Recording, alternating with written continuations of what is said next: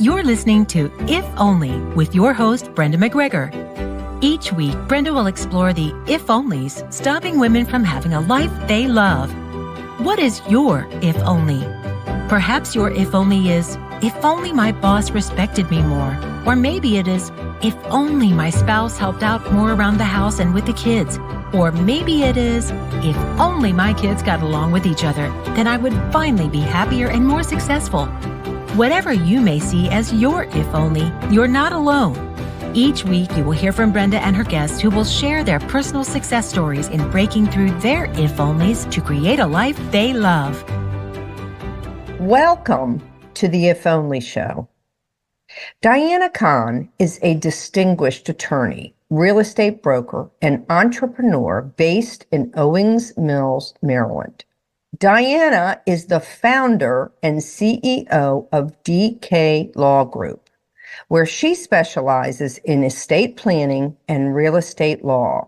Diana's extensive expertise spans over 15 years, and she manages 7 successful companies. She holds a JD from the University of Baltimore School of Law and multiple degrees, including an MBA and MPA from the University of Baltimore. Diana's remarkable achievements include being named an ABA On the Rise Top 40 Lawyer and a top producer in the real estate industry.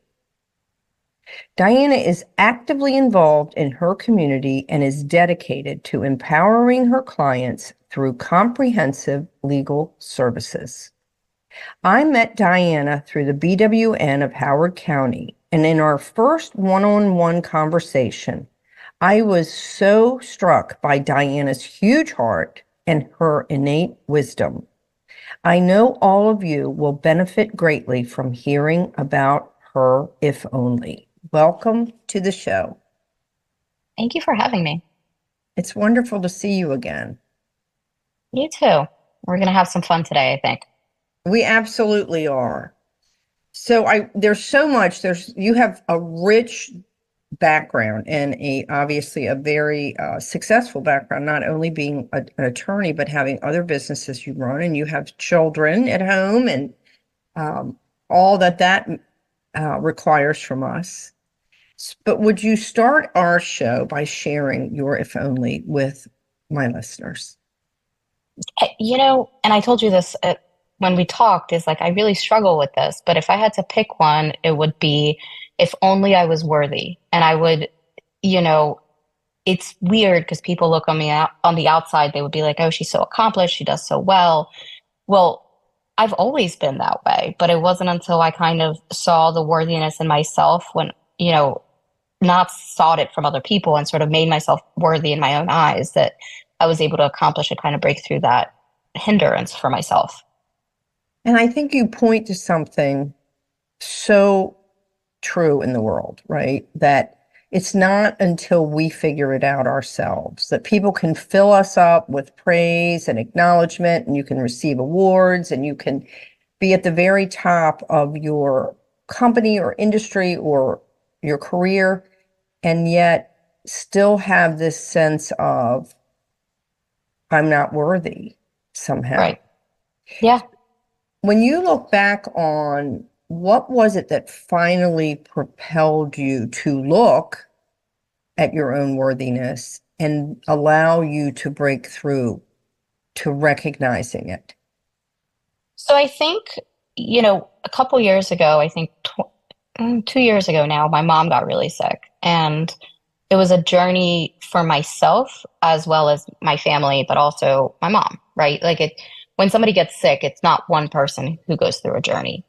And my journey was very weird, but when I got there, one of the things that was really difficult for me is my mom and I have a very passionate relationship, I think is a nice way to say it. And I very often would struggle with trying to get her to hear me or see me. And I always used to think there was something wrong with me. And when she got sick, I went back into the pattern of pouring myself into, taking care of her or doing what I could. And there was a lot of moments where some of them were not her fault. She didn't remember who I was, but remembered my brother. And that was, that was her being sick. That wasn't personal. But for me, it was, because it was like, okay, that's the same pattern. Um, and then as she started getting better, we had a very difference of opinion of what was safe and what was respectful towards me, my family, towards people who had been there to support her. And I really struggled because I thought, why is she not? I did all of this for her.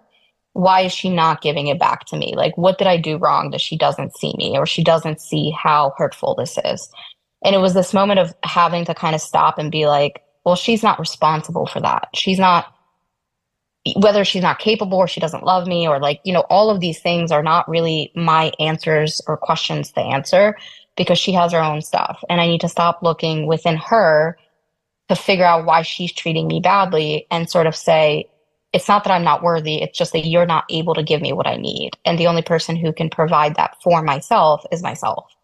And that was the first time I kind of broke through that barrier, because it was the hardest barrier to break, because that's my mom, and Yes.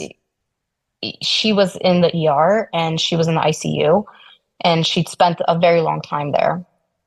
And as she started getting better, she started having very unhealthy commentaries towards me and just doing things that I didn't agree with. And I just really struggled. And I continuously continued to go to the ICU and all of this stuff. And then it was the most painful thing I ever did. But I told her, I'm not gonna talk to you anymore. While she was in the hospital, she's in the middle of and I said, I don't agree with your lifestyle. And it's not that I want you to do what I'm asking you to do, but I keep making it about our relationship and not about the fact that I can't change who you are. So we need to stop talking until I figure out a way to deal with myself, that I can be around you and not beat myself up or somehow be responsible for your decisions. And that was all breaking through that I'm not worthy barrier, because it's like, it used to be, if my mom is not well, I wasn't good enough to help her. Or I couldn't get through to her. And breaking through that barrier on a personal level made me sort of realize how much I do that for others. I'm a giver through and through, and I give a lot. And I used to always get hung up with, if I'm giving to people and they don't give back, why aren't they giving back?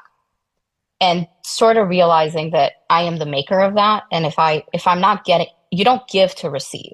You don't. And if you're doing that, you're not doing it right. But you do give and expect some sort of respect, or you expect something back, some sort of whatever it is. And if you're not getting that, and you're getting kind of squished on in whatever mindset or definition that is for you, it's your responsibility and your values to make sure that you uphold that you're going to be treated better. So that I'm not worthy is really, I don't know where it stemmed from. I don't know if it was my upbringing, but it was a lot of, if I'm not getting back what I deserve, it's because I did something. And now it's, if I'm not getting something I deserve, maybe it's something I did, right? Like, I'm not perfect. Nobody is. But I can still say I deserve better, and you don't have to like me, but I don't want this. And that was a huge breaking point for me on a personal level, with a lot of hurdles. And then it led also to a business level, because I started separating business and friendship, and being able to say to people that are my friends, if you're not going to respect this as a business level, this doesn't work. And I used to, I think, when I started my businesses, feel guilty, right? I just feel guilty when I tell people like what my boundaries were. Yes. And things that are business decisions, because they're my friends. And now I find myself texting people all the time, or saying things to people that I would have never said 5 years ago. And I just say, it's not personal. It's just not. It's not, I respect you as a friend, but I'm being bothered by this decision, and it's a business decision. So we have to make the best decision for me. And I'm sorry, it's not personal. We're moving on. And if only I was worthy, realizing that that's something within me has allowed me to sort of push the business boundaries and push my personal life boundaries, and realize that it's okay to not always be perfect, but also not be perfect, and also demand more from other people. Mm-hmm. And demand more from yourself. Absolutely. Well, you've given us a bountiful array of things that we can talk about just in that explanation. And I have so many questions. I think the first thing I hear is something that you recognize that you had. First of all, you have some friction with your mom. And I know one form or another, most of us have periods in our life where we have friction with one or both of our parents. It's Yeah. just natural. And as we grow and become who we are, we're still trying to manage our identity as it relates to our parents. And so, but it evolves and we grow and we begin to see that maybe once we're out in the world, that the old ways of doing things just don't work for us anymore. Right. And and I see that you saw that with your mom and that you set up a boundary with her to say right now. But what I liked that you said, because this is my personal belief, it's a much healthier way to approach things, is that you recognize this was about you and how you related Hmm. to your mother. It wasn't about your mother is the bad guy and she needs to change. You recognize that your mom is your mom and you were the one who had to set a boundary to say, I'm going to take a break and go figure myself out and what's going on with me, and then we'll see what occurs. Right. Yeah. So have you reconciled with your mother now? So actually, I was going to comment on that. I did. So I did. Things are not the same. They just aren't. And she's in my life, and it's funny because I can see that she doesn't necessarily agree with the boundaries, or she thinks I'm dramatic, or whatever it is. But it's almost like you see this barrier where she would usually tell me these things, or she would say, like, in our culture, this is what we do because I didn't grow up here, or this is how our people are, or like, this is a cultural, like she used to say all these things, but now I push back. So that has stopped, and which is really, really nice. And then while we reconciled, it was never the same. But, I had to put up another boundary, and the first one lasted almost a year. This one lasted 2, 3 weeks, maybe 4, but it's crazy how much difference it was, because the first boundary, she would text me and be like, how can you do this to me? And I'm in ICU, and like, her issues, because I did it at a time that probably people would think is not appropriate, but I think was the most appropriate for my family. It was a lot of reactions about how I was treating her. This time, my 6-year-old got diagnosed with ADHD and dyslexia, not yet diagnosed, but probably dyslexia, and then also anxiety disorder. And my mom is a very strong personality. Education's very important. Schooling was very important. And we didn't grow up here. So she had a lot of opinions about it.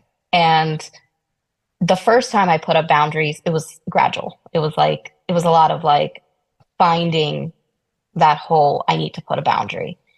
Whereas this time I just said, she was like, well, she was talking about how upset she was about, me choosing to repeat kindergarten for him, or like how the things that the schools could have done, and like how she just had all these opinions. And I just very quickly said, you're not his mother. I am. And whether or not you like the decisions or not, this is how this is going to work. I need to know that my parenting style is going to be followed. It's what's best for my kid. And you could agree or not agree with it, but you're not going to be around him until you can get on board, because you're not going to meet my 6-year-old and talk about dyslexia or ADHD or anxiety. Mistake. I'm still doing what I think is best, and that's what's going to happen. And then I just cut her off. I just knew her for a little bit, and she went to go see my brother, and she told my brother was crazy, and my brother called me, and it was like a whole thing, but there was no tears for me. It was just, I didn't like it. It still hurt, but it was a lot more recognition of, it's not about her, and it's too bad that it's hurting her feelings, because I think it was also easier because it was about my son. And then she came back really quickly, and she just, she told me she's sorry. She told me that, she Googled ADHD and dyslexia, and she just realized that she wasn't really with the times and didn't understand everything. And I don't think she meant any of it, like at all. But you could just sort of see that she now knows that my boundary is not going to break. And she just sort of quickly realized that either she needed to fold or not. And whether or not that's intentionally what she was thinking, it doesn't matter if she's doing it out of respect or she's doing it because she thinks I'm insane or, whatever. But she did it really quickly because she learned from the first time that I'm not going to fold until, she can respect what I've set down, which is great. Sure. A couple of things. I just read recently this quote that came to mind when you were sharing about the most recent, and it was something along the lines of all advice is judgment. Hmm. Yep. And I think this doesn't come naturally, especially I think all human beings love to give advice based on what they've learned, what they've believed, their belief system, their culture. We all have a particular point of view of how people should do things. And I have, if you talk to people in my family, I love to give advice. I've gotten better about it, and I've Hmm. gotten much better about it. And I've learned sometimes to just say to people, do you want a vent or do you want advice? Or can I Yeah. offer you something? Where it's they get to say Hmm. versus, but not everybody learns that. And Yeah. and it is what it is. It's just the way people operate. And it can be, but what I hear you clearly demonstrating for our listeners is there is a way to set a boundary. And then what you also demonstrate is that you have to stick to it. Right. Because I just recently did a piece on this about we say we have these non-negotiables, we say we have these boundaries, and then we get slippery with them because of a Yep. concern of being liked or not being told that you're crazy or whatever, or just staying with the status quo and what people think you should do.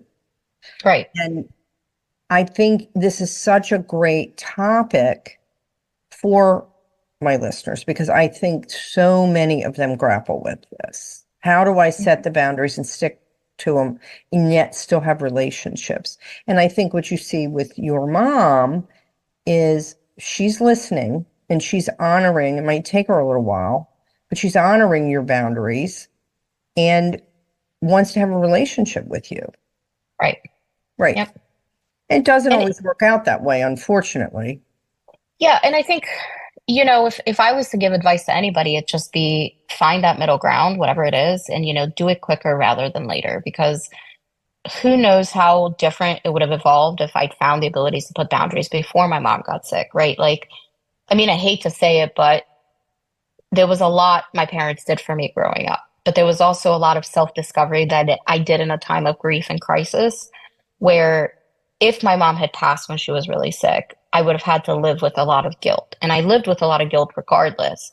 So I wish I had some of these coping skills earlier, just because at least when she got sick, there was a really big, I had started flirting with boundaries, I think is a good way to say it. I'd started flirting with boundaries before she got sick. Mm-hmm. And I was postpartum, like 3 weeks postpartum, and my mom decided to go to Cancun. And I've always sort of been a parent, right? Like I always parent my mom, and I always have to talk her out of whatever pride or issue or ego.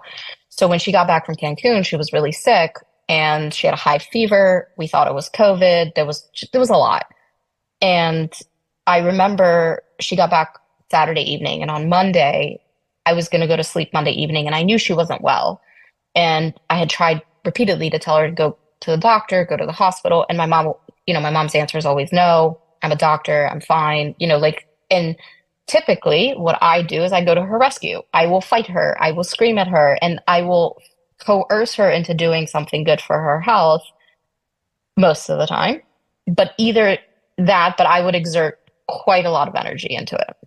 Got it. So Monday evening, I remember that I was sitting in bed with my husband next to me. And, I was like, I got to go drive to my mom's house. Like, she's not well. She needs to go to the hospital. Like, she needs to do it. And, my husband just was like, and he was like, this is you trying to practice a boundary. Like, you're not in charge of that. We've done this repeatedly. He's like, you can't. He's just like, I know you want to. We'll check on her tomorrow. It wasn't don't do anything, right? It was just more like he was trying to say, you've put this boundary up. Let's at least wait till tomorrow morning. We can go check on her tomorrow morning. Sure. And my story ended with her collapsing at home for 13 hours, septic shock, ER, almost dying. And then I remember I was sitting in the ER when they told her she was going to die. And I looked at my husband and I said, if I had gone on Monday, if only I had gone on Monday, we would have caught this 2 days earlier. and she might not be in this situation. And my husband and my brother could have said anything to me, and they did. They said a lot of things that were very, very helpful. I didn't hear a single one of them. They were like, you're not in charge of, all the things that I would tell anybody else. Yes, yes. But you're sitting in grief and you're just sort of like, I started Weird. practice. Yeah, like I put up a boundary and like she almost died. Yes, it's like your worst nightmare. Right. So it was a grapple of learning my own issues at a time where it was a crisis. And I feel like that was almost lucky and also unlucky. It was lucky because I had to speed through what I think people work through for years in a 6-month time frame. And it was because she was sick, she needed a lot of care. I had young children. Like there was just a lot. And it was either, I couldn't go into shock and go in the corner and cry to myself, why is it me? Like there was just, you just got to do it. So I worked through probably what normal people work through in quite a long time, in 6 months. And I'm not there yet, but I worked through quite a lot. So that's a blessing, but also it's not a blessing because if I had practiced that prior, maybe the entire thing would have been different. Who knows? But it was just a catalyst in my life to just sort of look at the way I do things because I have always preached to others, but I never really, I guess, heard it myself, which I think is true for a lot of people. Yes. Well, let me ask you, because I heard you say earlier that you were someone, and I think this will resonate with a lot of people, that you give, you're a big giver, you give to others, and that you had the expectation, and I was guilty of this too in my past life, of, okay, I'm going to do A, B, C, D, E, and then when the time comes, it will be reciprocated by whoever. That if I'm a giver, then other people will give back when the time comes. And that was sometimes true, but a lot of times it wasn't. It was, I would be left angry or upset or quote unquote, my feelings hurt. And Yeah. and when I did my own work, and I want to delve into that a little bit more with you, I started to recognize that wasn't true service to others. It was with an expectation on the end. Yeah.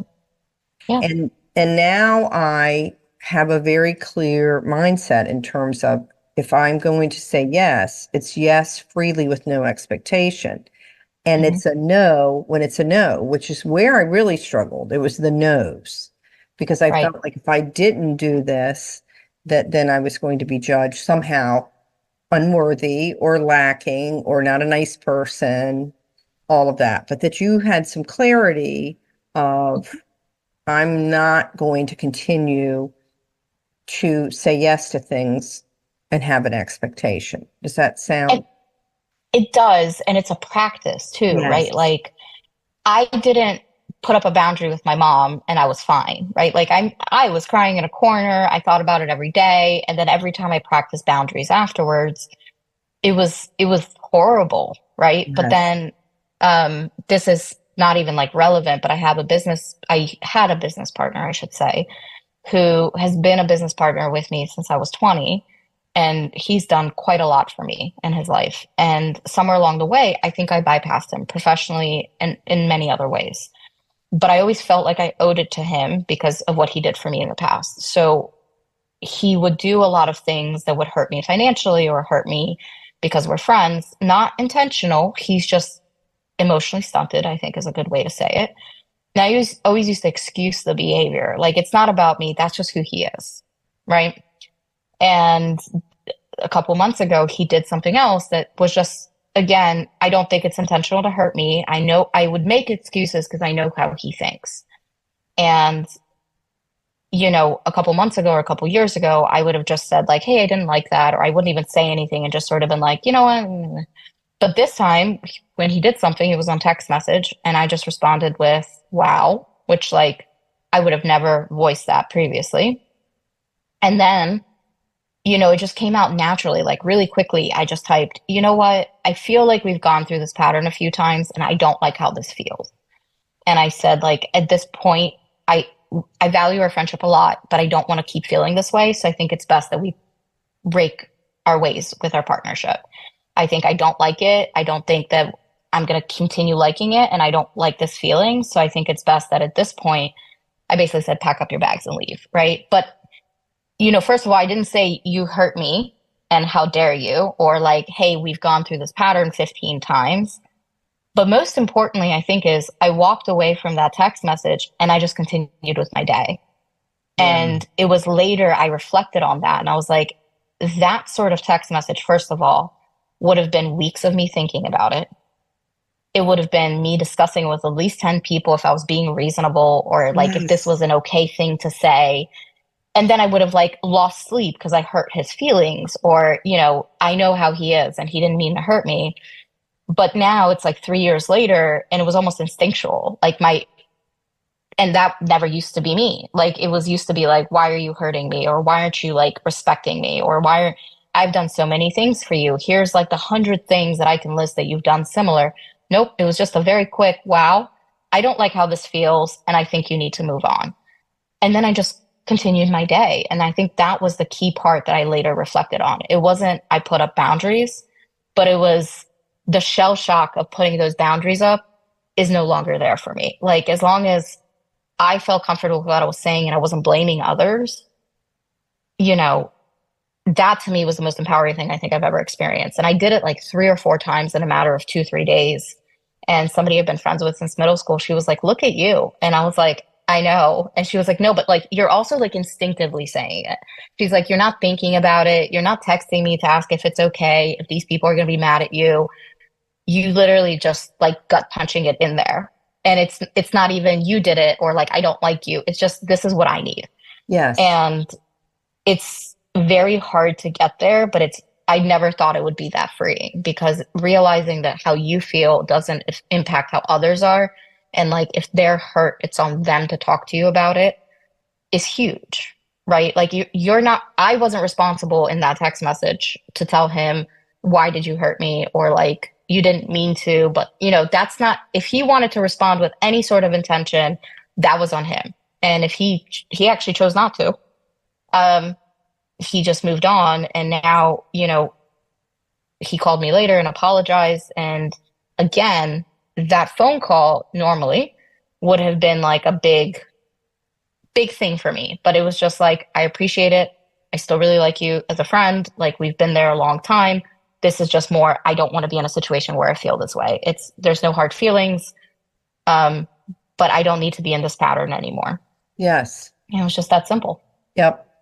And I still want to do a deeper dive into how you got here, but I also want to note that you were, I think the clarity in terms of it's very powerful when we don't point at that other person because they're going to, I believe we should give people the freedom to be however they want to be, but right. I don't have to have it in my space.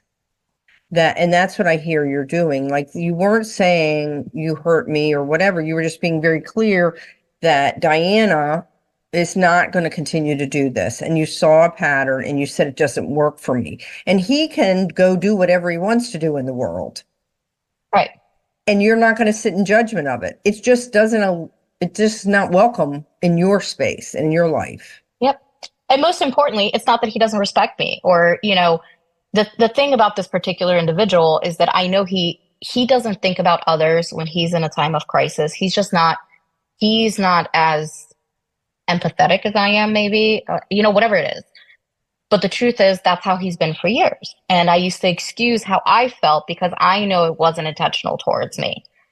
But that went out the window. Like, I don't care if it was intentional or not. I don't need to figure that out. I don't need to excuse that you didn't think about me or why you didn't.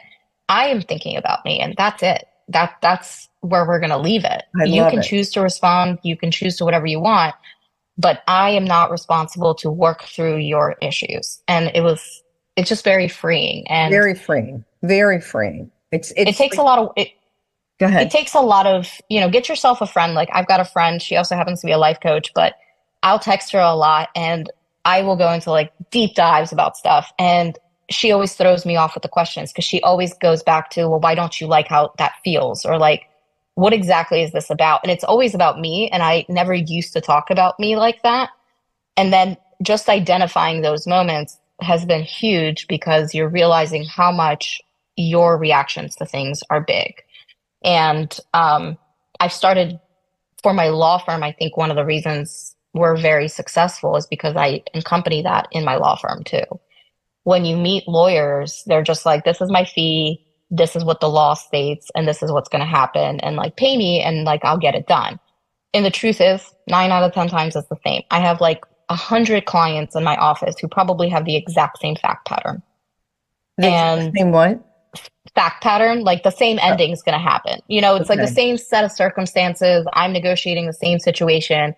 But for them, it's their life, right? Like it's a divorce or it's a child or it's something. And I think as lawyers, we sort of say, this is what the law says, and these are your three possible outcomes. And this is the one that's most strategic if we do X.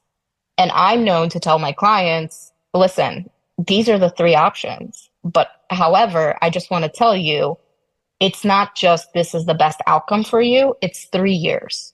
And I said, this is 2. And I said, I don't live your life. I'm going to sit behind a computer and I'm going to execute whatever wishes you want to execute. However, I don't know who you are. I don't know your children. I don't know you. And just because one is financially more feasible or one is, you know, more expensive or one is quicker or shorter, that's just a small factor of what I do behind my desk. You have to live that life. You have to live those choices. So it's okay for you to make the choice that doesn't make sense to a lawyer because you're going to have to live with that decision. And people always find it so strange when I say that because I have women who come to me who have narcissist husbands or narcissist partners. And I've told them sometimes it might not be worth it to fight them on this. And I say, you have a child that's 2 years old. He's going to be in your life for 16 years. I will gladly take your money and I will gladly help you win in court. But he's going to be in your life for 16 years. So when you win, you're done with me and I'm going home.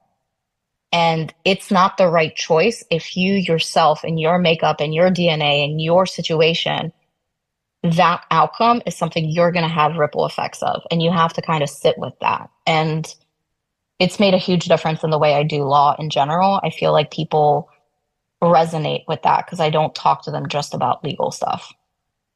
Well, and I remember the first time we talked, I was very struck by your unique approach in terms of talk about personalized service. Like you're able to see the whole picture of what it would really be like over there being them.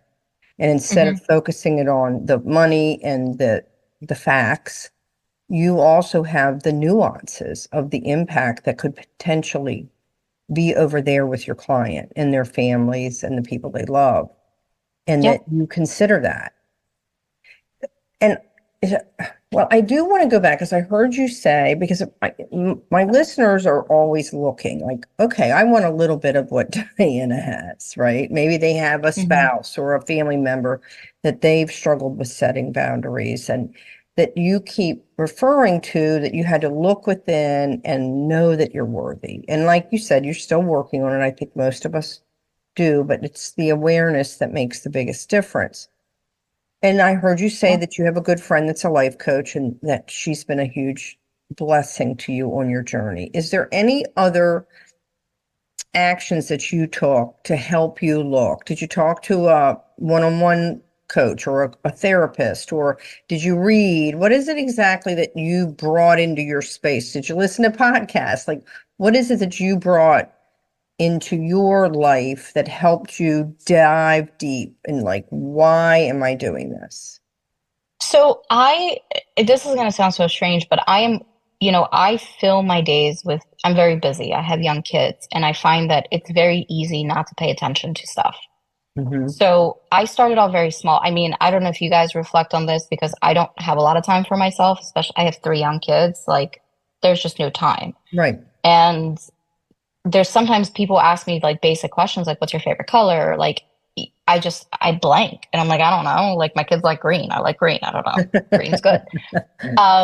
So I think part of, for me, small boundaries was just what do I enjoy doing? And for me, it's reading a book, and reading a book takes a while. And, I look back and I was like, I used to read X books a year and now I'm not reading them because I'm busy. And then it was just like, okay, like I'm going to start practicing boundaries in little ways by putting in what I enjoy into my lifestyle and finding ways not only to do it, but to break. For me, it was guilt, right? I don't feel guilty. And that was my big thing. So it wasn't really anybody I talked to or anything like that. It was just, I just started doing little things that I felt uncomfortable with. And I sat with the discomfort and tried to figure out where it came from. And then I did it more and I leaned into it to figure out where is it coming from. And I think the other approach that I do a lot is I give myself 90 days. Everything I give myself 90 days, whether or not it's a business model or a personal model.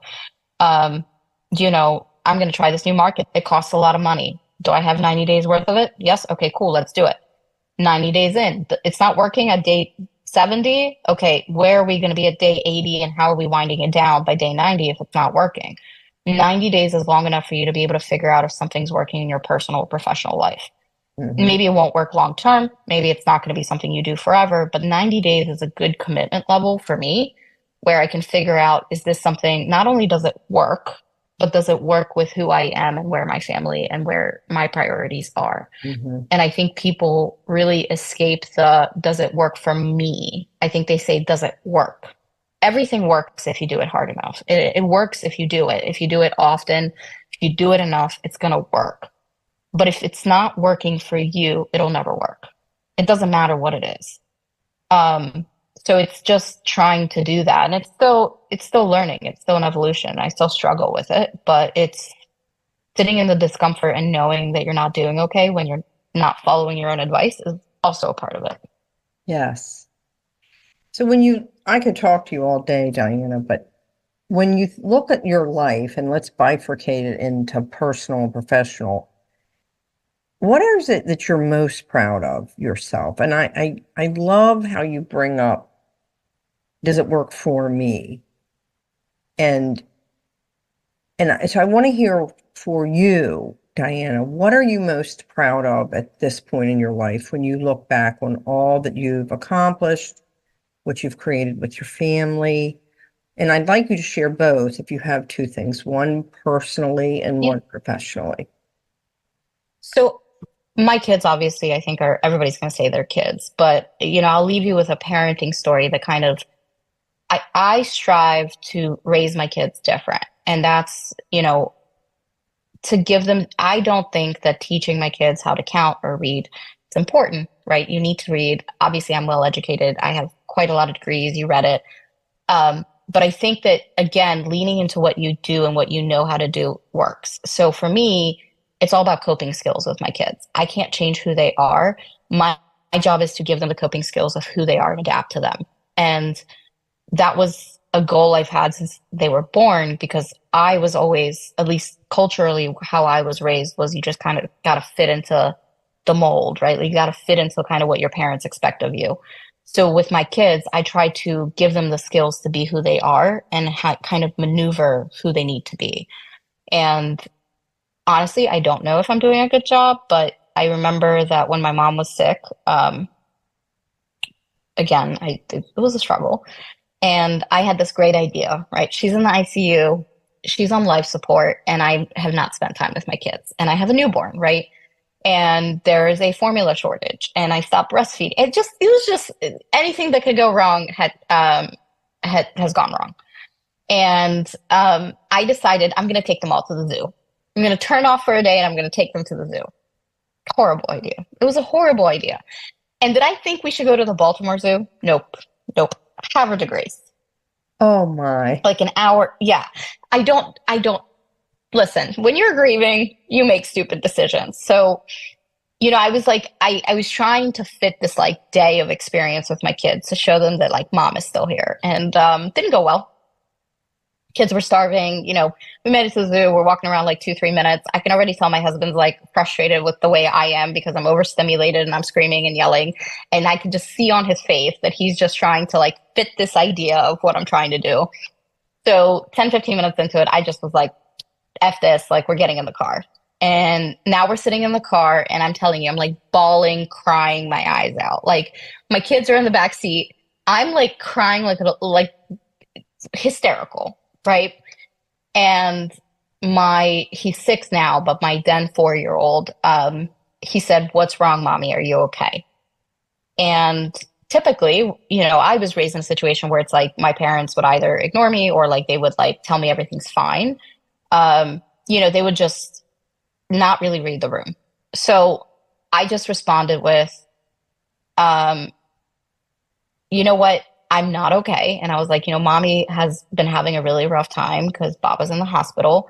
And I think I put too much into a day that I shouldn't have. And now mommy has yelled at all of you and it's just not going well. And I'm just really upset. And I say this very eloquently, but in the car, it was more like Yes, yes, I sobbing, like, get it. I get it. hiccuping, whatever. And my 4-year-old just said, "Mommy, that's okay. The day's not over yet." He's Oh, like, "We can retry to do it, and adults make mistakes too." And that became my personal like best accomplishment because those are things that I say to my kids all the time. But I have said this story to many people because it's like that's a reflection of what I'm trying to instill in my kids. Because I had said this to him many times, but in that moment, it turned from like the disastrous day to like I've accomplished what I'm trying to accomplish because my kids can say something that I've said to them all the time. Who knows how much they understand it, but he regurgitated it in that situation. And I was like, "You're right." And then like it became that moment of like personal achievement of I really am breaking the mold and trying to be the parent that I'd like to be, moving forward. yes. Well, that's a great story. And I dare say that he did understand what he was telling you. It sounds like he understood and read the room and knew what was the appropriate thing to say. Very impressive. And I Yeah. do think I was so struck when you were saying, there you were with a mom who's dying in the hospital. Thank God she didn't. You're trying to deal with boundaries. You have a newborn. You Mhm. don't even need to have 3 kids. You need to have just a newborn, and being a new mother with all the hormones and everything that happens, you are being stretched beyond capacity. And when my mom was in the ER, I made a joke to one of the ICU nurses that was like, if you knew my relationship with my mother, you would know that this is not, it's almost like she planned for me to have another baby and she found another way to get into the middle of it. Cause like we've had fights when my others were born and it's just always like a struggle with us. And now I reflect on it. At that time, it was just funny, but now I reflect on it and I'm like, that's very telling, right? Because I allowed a situation to kind of control it and control the narrative. And now I would still do the same thing, but I wouldn't even have that joke because I'm allowing myself to do it versus I'm just following what I should be doing. And that's Yes, very different. You could do the exact same thing in two different kind of a stories. 100%. 100%. All right, how about professionally? I know that I think your whole philosophy and the care that you have for your clients is very special and unique, but is there any particular accomplishment professionally that you would like to share? So I think it's sort of two. So I'm going to go with two. The first one is I feel like I have to mention it. I just got named as top 40 lawyers in the nation under the age of 40 by the American Bar Oh Association. my So, gosh. top on the rise or whatever it is, but it's a nationwide level award. And again, sometimes I don't see how small I am, right? Like, or how big I am because I'm like looking at this like thing and I'm like, oh my God, these people went to Harvard and Yale and like, holy moly. And I don't see myself fitting the room. And I'm like reinventing this narrative of like, no, like they didn't make a mistake. Like I'm there for a reason. Right. Um, but I think the other one is just if you just follow me on any social media platform at all, you will see that, people, there's kind of one of three things people say is like, holy moly, your marketing is incredible. Two, you're everywhere. I see you everywhere, right? Or three, like, I don't know how you do it all. And the thing is, I'm the same person I was a few years ago. I just leaned into what was uncomfortable for me, which was taking that spotlight. And that for me is a huge business goal because I help small businesses. I help people do estate planning or like, generational wealth and trust. And I do business planning, but I evolve it all into this pivot of allowing people to do what they need to do to support their family and support their business in the model that works for them. And you can see that as a reflection because all the things that made me uncomfortable, I've leaned into them and I've done it really, really well. For a chance of vulnerability, I'm plus size, and I always used to hate showing my arms. Like that's like a thing. And I'd still, to this day, if you look in my closet, lots in there. But I'm on TV now and I'm on social media. And you know what? If you go look at me after this podcast, you'll see that I'm not wearing long sleeve shirts on like local TV. And people wouldn't know that about me unless I shared it. But that's a very uncomfortable thing. That's something that I used to like cover myself up for. And that's a huge proud moment for me, I think. It's a huge one. I remember it's a huge proud moment for me. It should be. It should be. My life coach friend, who is my friend first, life coach second. I was sending her photos of like everything I was going to wear that day, as you would when you go on TV. And, she picked the outfit that I felt most uncomfortable with. Oh my gosh. I don't think she did it intentionally, but because I don't share this. That was the outfit. Right. Right. And I text her and I was like, I'm very vulnerable about my arms showing. And, and she was like, this looks so much better. And then she like sent me one of the other photos, which was my comfort outfit. And she was like, it looks so much better than this. And I was like, yeah, but I can hide in that one. And I literally wrote that. I was like, I can hide in that one. And she responded and said, baby, nothing you've been doing for the last year is hiding. And you need to realize that. And that was just my moment of, she knows me best, but I think most people that don't know me will look at my social media and think that I'm in my element and think that I'm very comfortable and think that, she's got it all going on. And like, look how comfortable she is being plus size or talking on TV. And she's so natural. And the thing is, nobody is. I'm just leaning into something and taking it where it is and asking. I used to ask why me, and now I ask why not. And that's just a huge difference. I am so inspired by you. And I know that my listeners are going to be inspired by you too. I've been listening to you, and I think there's going to be so many great takeaway quotes that are going to be on social media. And I think you're saying leaning into what's uncomfortable. I think that's brilliant. And I think that's really hard. But your illustration by having something going on about your upper arms, which I do too, at the age of 65, they are not the arms they used to be. But that you're leaning into being bold and authentic, even though you're not always feeling that way inside. Right. But you're just taking it on. And you know what? Nobody who's watching me on TV is looking at my arms. They're either thinking she's plus size or she's fat or whatever they're thinking, and they're not going to be my clients anyway, or they're not noticing at all. It's they're just listening, well, what's coming out of your mouth. Right. Right. And it's like, it used to be about how I felt uncomfortable and be like, oh man, look at how I look. And I'm like, who cares? Like, they're either going to call me or they're not. I don't care. And such a freedom, such a freedom to just be yourself without a worry, oh, are they going to like me and do business with me? Right. Yeah. And then it's also lean into it if you are worried about somebody liking you. You want somebody to like you. It's okay for people to like you, right? It's okay for you to say, hey, I really want to know, but lean into why that is. And if you are striving to have somebody like you, you don't have to change overnight, but just understand where it's coming from so that you can acknowledge it. And I think that's the big part. Acknowledge into, what you're doing and why. And if you don't have to change it, but know where the bottom line is coming from. I couldn't agree more. Very smart. I'm not surprised. This has been wonderful, Diana. You have been an astoundingly good guest, and I can't wait to release this. And I thank you so much for taking time out of the day, because I know that you have your kids at home. And I do want to add, it sounds like you have a very supportive husband, and he understands and knows you. And as I know, because I have the same, it makes a huge difference. It does.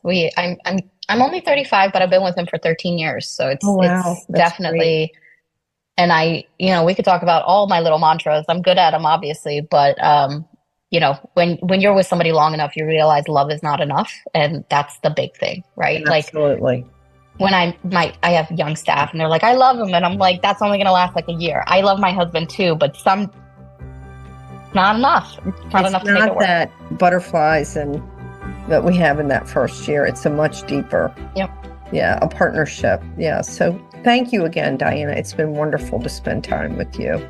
Sure. Thanks for having me. Oh, you're welcome. As we wrap up our show today, we remind you of the power of women who support each other. We'd like to thank our guests for sharing their incredible stories of breaking through their if-onlys to create a life they love. We hope their if-onlys made a difference for you. You can subscribe to Brenda's podcast, and if you're interested in one-on-one coaching, please send her an email or sign up for a free 60-minute coaching session where you can begin to discover how your if-onlys are stopping you. All links are in the show notes. Until next time, we wish you days filled with creating a life you love.